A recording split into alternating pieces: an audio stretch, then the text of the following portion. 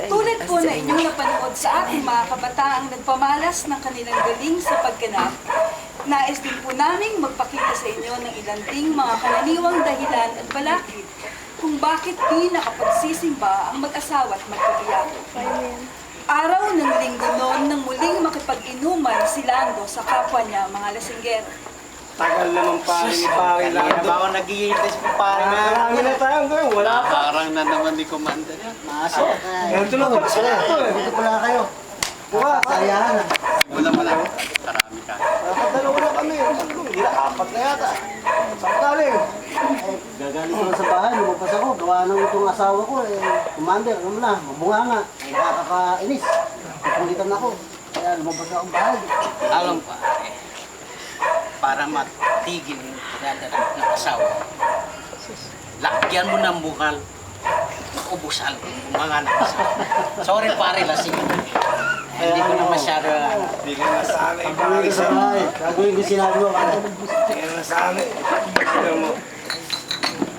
Lumipas ang maghapon at halos maggagabi na nang maghiwa-hiwalay ang barkada. Lasing na umuwi si Lando. Drama lang yan. Sinasabi ko na nga ba eh. Nasabit ka na naman sa barkada mo sa inuman eh. Nagsisimba pa tayo, di ba? Eh, nagkasarapan kami ng inom ng mga kaibigan mo. Ano bang problema mo? Yun nga ang problema, magsisimba tayo eh. Paano pa tayo makakapagsimba niyan? Lasing na lasing ka na. Hindi ko naman talaga ang simbahan. Yan ang hirap sa'yo, inuuna mo ang pag-inom mo kaysa sa pagsisimba. Bunga nga. Bahala ka sa buhay mo. Tunghayan ay sa mga eksenang handog namin sa inyo. Pagayak na ang mag-asawang Ker at Nel upang makapagsimba. Bigla-biglang nagkaroon ng pagtatalo ang dalawa. Oy, Ker! Maligo ka na't magsisimba na tayo. Mauhuli na naman tayo sa misa. Isa pa, dumating na ang bill ng kuryente, ng telepono. At sa Lunes, magbabayad ako ng tuition ng mga anak mo. Sige na, maligo ka na't mauhuli na Alam tayo. ko na yan. Sinabi mo na yan. Paulit-ulit na. Pinapaalala ko lang sa'yo. Oo nga, Sige na, sinabi maligo mo ka na. na. Maligo ka. Hindi naman. Nakakawala ka ng gana. Magbihis ka na. Ewan mo. Bahala ka dyan. Oh, saka pupunta, sisimba pa tayo. ka. Ang panghuling eksenang inyong matutunghayan ay tungkol sa negosyanteng mag-asawang sina Joseph at Queen na walang iniintindi kundi ang pera at pagyaman. Hello, Paring George. Basta, natawag ka. Kailangan palang ma-deliver ng maaga bukas ang mga material sa site para matapos ang ating project.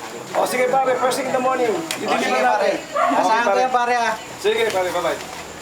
Opa, malaki-laki rin pala ang kikitain natin dito sa project na yan. Oo nga. Kaya ako nakatutok ng mabuti. Kakapagod nga lang. Ayos yung pagtago ng pera ah. Ay, anong oras na nga pala? Magsisimba ba tayo? Ay, oo nga pala, late na tayo. Siguro baka pwede sa sunod na linggo na lang. Sige, pagdasal na lang tayo dito sa bahay. Siguro, maintindihan naman siguro tayo sa taas. Siguro pwede naman yun. Maintindihan na tayo sa taas. Sunod na lang. Ilan lamang po ito sa mga dahilan kung bakit di nakapagsisimba ang mag-asawa. Nakalulong pag-isipin na hindi isang magandang halimbawa sa kanilang mga anak at pamilya. Kadalas ay maaalala lamang ng tulad ng mga karakter na nagsiganap ang pagtawag sa kanya kapag naharap na sa mabigat na suliranin. Sana'y nagustuhan niyo po ang aming pagtatanghal. Muli, maraming salamat po at magandang gabi.